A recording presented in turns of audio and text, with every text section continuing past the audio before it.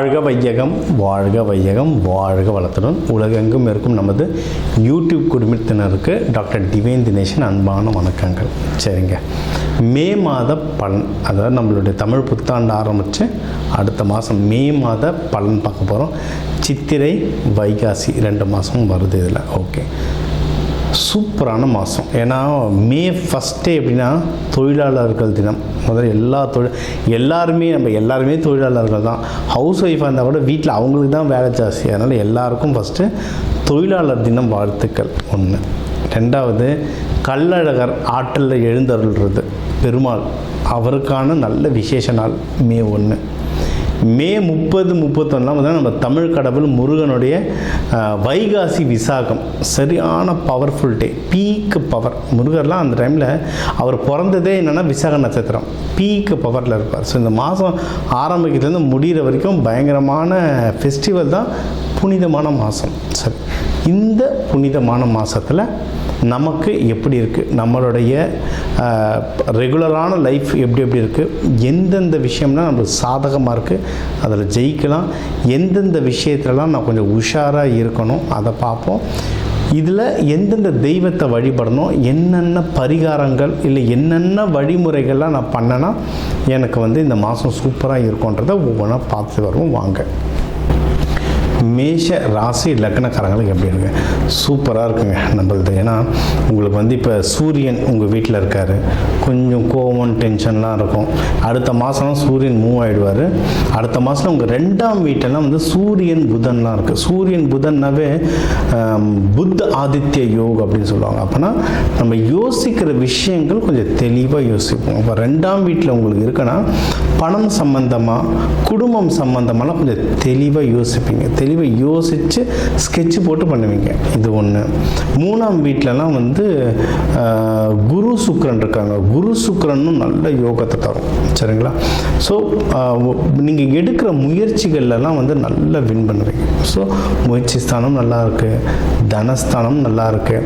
அப்போது முயற்சியும் நல்லா இருக்குது, தனமும் நல்லா இருக்குன்னா என்ன, இன்வெஸ்ட்மெண்ட்டு தான். இப்போ வீடு வாங்க போகிறீங்க, நிலம் வாங்க போகிறீங்க, இல்லை பைக் வாங்க போகிறீங்க. நம்ம 100 ரூபா கொடுத்து படம் வாங்க போகணும், படம் பார்க்கணுன்னாவே அத்தனை ரிவ்யூ பார்க்குறோம். நம்ம வீடு வாங்குறதுக்கு, பைக் வாங்குறதுக்கு எவ்வளோ தேடுவோம். அதெல்லாம் முயற்சி தானே. அந்த முயற்சி உங்களுக்கு வெற்றியை தரும். அதேமாரி கையில் காசும் வரும். அழகாக எது வாங்கணுமோ வாங்குங்க. இப்போ இருக்க காலகட்டத்துக்கு எதில் பணம் போட்டால் வளரும்ன்றதை செக் பண்ணிவிட்டு, ஜோதிடத்தில் செக் பண்ணிவிட்டு நீங்கள் வாங்கினீங்கன்னா ஜெயிக்கிறது பல மடங்கு உறுதி. இது ஸோ பணம் விஷயம்லாம் சூப்பராக இருக்குது. அடுத்து நல்ல வேலை கிடச்சிருச்சு, நல்ல வீடு வாங்குகிறேன், அடுத்து நான் கல்யாணம் தான். கல்யாணத்துக்கும் டைம் சூப்பராக இருக்குது. நம்ம போன வருஷமே சொல்லியிருந்தோம், மேஷத்துக்கெலாம் கல்யாணத்துக்கு ரொம்ப நல்லா இருக்குது. நிறைய மேஷக்காரங்க கல்யாணம் நடந்துச்சு. நம்மளது பார்த்தே நிறைய கிளைண்ட்ஸ்க்கு நடந்துச்சு. இன்கேஸ் யாராவது மிஸ் பண்ணிட்டீங்கன்னா இந்த வருஷம் கல்யாணம் பண்ணிவிடுங்க. கல்யாணத்துக்கு யோகம் இன்னமும் சூப்பராகவே இருக்குது. ஒன்று. இன்னொன்று, யாராவது ஏற்கனவே லவ் பண்ணிட்டு இருந்தீங்கன்னா அதையும் கல்யாணத்தை மாற்றிடுங்க. இப்போ இது மேஷக்காரங்களை விட மேஷக்காரங்களை லவ் பண்ணுறவங்களுக்கு நம்ம மெயினாக சொல்லணும். ஏன்னா ரொம்ப கோவக்காரங்க, அடிக்கடி கோச்சின்னு போயிடுவாங்க. இவங்கெல்லாம் கல்யாணம் அந்த கால் கட்டுன்றது மெயினாக மேஷத்துக்கு தான் வேணும். அதுவும் மேஷம்லாம் லக்கிங்க. உண்மையை சொல்ல போனால் மேஷம் லக்கி. ஏன்னா காலபுருஷத்துக்கு ஃபஸ்ட்டு அவங்க அப்படியே 7 யாருன்னு பார்த்தா சுக்கிரன் துலாம் வரும். அதனால் இவங்க கோவக்காரங்களாக இருப்பாங்க. இவங்களுக்கு வரவங்க பார்த்தா ரொம்ப அமைதியாக இருப்பாங்க. சரிங்களா? அதனால் சீக்கிரம் கல்யாணம் பண்ணுறது மேஷத்துக்கு சந்தோஷம். ஏன்னா உங்களை வழி நடத்த ஒரு ஆள் வேணும், அது கண்டிப்பாக கிடைக்கும். ஸோ லவ்லாம் பண்ணிங்கன்னா சீக்கிரம் கல்யாணம் பண்ணிக்கோங்க. இது ஒன்று. அடுத்து இந்த கல்யாணம், லவ் இதுக்கெல்லாம் நல்ல செலவும் ஆகும். அந்த உதவிகள், பொருள் உதவிகள்லாம் உங்களுக்கு நல்லாவே வரும். அதாவது உங்களுக்கு வர காலகட்டங்கள்லாம் எப்படின்னா, நீங்கள் வெளியே ஏதாவது காசு கொடுத்துருந்தீங்க அதெல்லாம் உங்களுக்கு திரும்பி வர நேரம். ஏன்னா மேஷம் நல்லா ஹெல்ப் பண்ணுவாங்க. யாராவது கஷ்டம்னு சொன்னால் அவங்ககிட்ட பணம் இருந்தால் பணம் கொடுப்பாங்க, இல்லை உழைப்பு கொடுப்பாங்க. ஏதோ ஒரு விதத்தில் அவங்க கொடுத்து ஹெல்ப் பண்ணுவாங்க. அது சில டைம் அவங்களுக்கு வரும், சில டைம் வராது. இப்போ இருக்கிற காலகட்டம் எப்படின்னா திரும்பி வரும். ட்ரை பண்ணுங்கள். இந்த மாதம் மட்டும் இல்லை, இதுக்கப்புறம் வர மாதங்கள் எல்லாமே அது இப்போவே ஆரம்பிச்சிடும். நீங்கள் வெளியே எதனா கடன் கொடுத்துருக்கீங்க, வாங்கணும், இல்லை உங்கள் சொத்து வாங்கணும். முக்கியமாக உங்கள் ஹஸ்பண்டு ஒய்ஃப், உங்களுடைய துணைவி இல்லை துணைவியார், அவங்க சைட்லேருந்து எதனா பணம் வரணும், சொத்துக்கள் வரணும், அதெல்லாம் இப்போ ட்ரை பண்ணலாம். வரத்துக்கு அதிகமான வாய்ப்புகள் இருக்குது. தாராளமாக ட்ரை பண்ணுங்க. சரியா? இன்னொன்று, நீங்கள் யாராவது தொழில் செய்கிறீங்க, பிஸ்னஸ் பண்ணுறீங்கனாலும் பிஸ்னஸும் நல்லா வரும், நல்ல ப்ராஃபிட் வரும். சரிங்களா? ப்ராஃபிட் வரலன்னா உங்கள் ஜாதகத்தை பார்த்து செக் பண்ணுங்கள். அது ராகு பகவான் இருக்கிறதுனால சில டைம் ப்ராஃபிட் வராமல் இருக்கும்னு சொல்லுவாங்க. ஒன்றும் இல்லைங்க, சில தாந்திரிக பரிகாரங்கள்லாம் இருக்குது. கருப்பு உளுந்துலாம் கையில் வச்சுக்கோங்க. இல்லை வாரத்துக்கு ஒரு 2 தடவை கருப்பு உளுந்து வந்து தோசையிலையோ இட்லியோ ஏதோ ஒரு விதத்தில் கருப்பு உளுந்து உங்கள் வயிற்றுல போகணும். அது போக போக ராகு பகவான் நல்ல பேலன்ஸ் ஆகும்.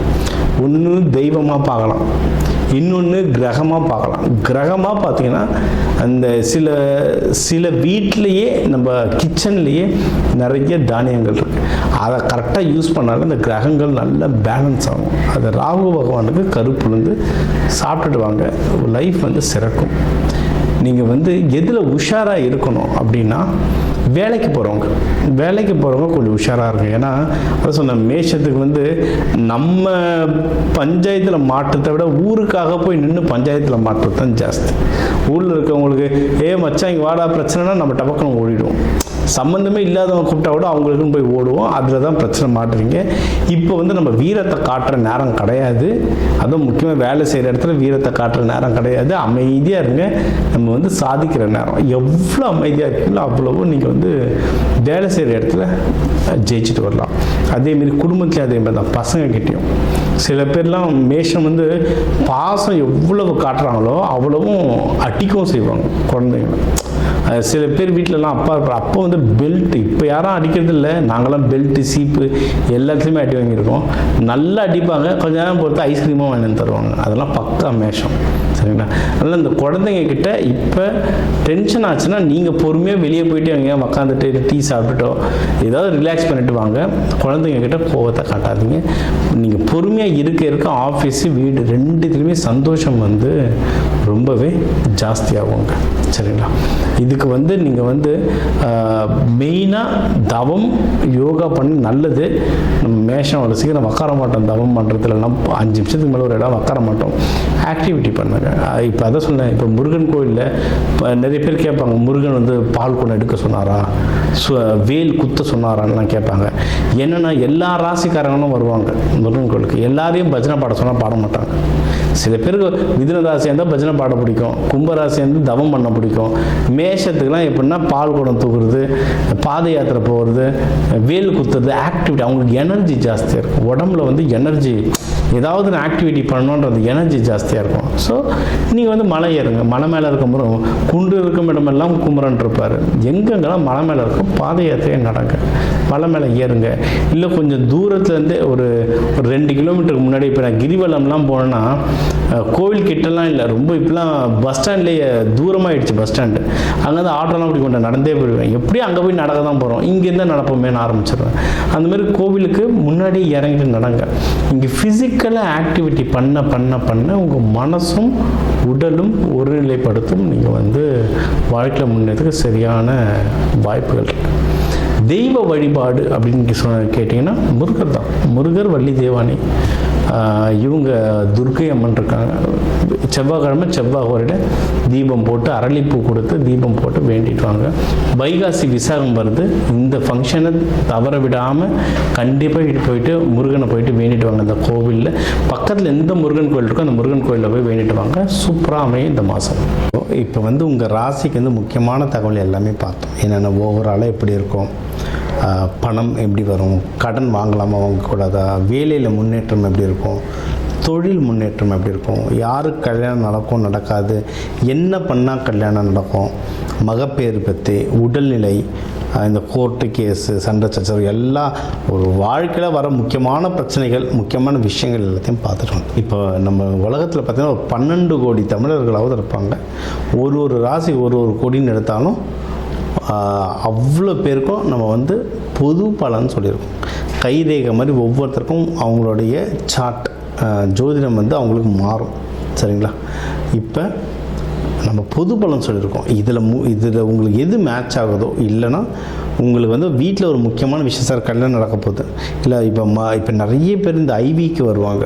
ஐவி டெஸ்டிங்க்கு நாங்கள் எப்போ டாக்டரை பார்க்கலாம், எந்த நேரத்தில் பண்ணிக்கிட்டால் நல்லதுன்ட்டு அந்த மருத்துவ ஜோதிடம் பார்க்க வருவாங்க. இந்த மாதிரி முக்கியமான விஷயங்கள் ஏதோ இருக்குது, வீடு வாங்க போகிறேன், டிராக்டர் வாங்க போகிறேன், அந்த மாதிரி முக்கியமான விஷயம் இருக்கலாம், என் நம்பர் இருக்குது, கன்சல்ட்டிங் எடுத்துக்கோங்க, அதை வந்து கிளியராக பார்த்து சொல்லலாம். இப்போ இது கூடவே நம்ம வந்து நடுவில் நிறைய ராசிகளுக்கு இப்படி சொன்னோம், தெய்வ வழிபாடும் ஒன்று, கூடவே நம்ம சில தானியங்கள் சொன்னோம், இந்த ராசிக்காரங்க இந்த தானியம் கையில் வச்சுக்கோங்க, அது ஒரு பவர் ஏறும்னு. அதே மாதிரி நம்ம வாழ்க்கையில் வர சில பிரச்சனைகளுக்கு ஏற்ற மாதிரி தானியங்கள் இருக்குது. சரி, நூற்றுக்கணக்கான தானியங்கள் இருக்குங்க. நம்ம வீட்டில் இருக்க சமையல் அறையில் இருக்கிற தானியத்தை எடுத்து ஒழுங்காக யூஸ் பண்ணாலே வாழ்க்கையில் நிறைய பிரச்சனை நம்மளுக்கு சால்வ் ஆகும். சரிங்களா? பண்ண மாட்டோம், அவ்வளோதான் ஒன்று. இப்போ சனி பயிற்சிகளாக நீங்கள் வந்து நல்லெண்ணெய் தேய்ச்சி குளிக்கிறது அவ்வளோ இப்போ நல்லெண்ணெய் தேய்ச்சி குளிக்கிறதுனா ஏதாவது கோவிலுக்கு பஸ் ஏறி போகணுமா, யாருக்காவது ஹோமத்துக்கு காசு கொடுக்கணுமா? இல்லை, வீட்டில் நல்லெண்ணெய் எப்படியும் இருக்கும், எல்லா தமிழர்கள் வீட்லேயும் எப்படியும் நல்லெண்ணெய் இருக்கும், அது தேய்ச்சி குளிக்கிறதுல என்ன ஆக போகுது? இந்த மாதிரி சிம்பிளான பரிகாரங்கள் நிறைய இருக்குது. தேவைப்பட்டவங்க என்னுடைய நம்பரை காண்டாக்ட் பண்ணிக்கலாம். ஜோதிடம், வாஸ்து, நியூமராலஜி, மலர் மருத்துவம், இது சம்மந்தமாக எந்த கேள்விகள் இருந்தாலும் தாராளமாக கேட்கலாம். உங்கள் எல்லாருக்குமே இந்த மே மாதம் அந்த மீனாட்சி சுந்தரேஸ்வரர் அருளால் எல்லாமே நல்லபடியாக நடக்க டாக்டர் டிவைன் தினேஷன் அன்பான வணக்கங்கள். வாழ்க வளத்துடன்.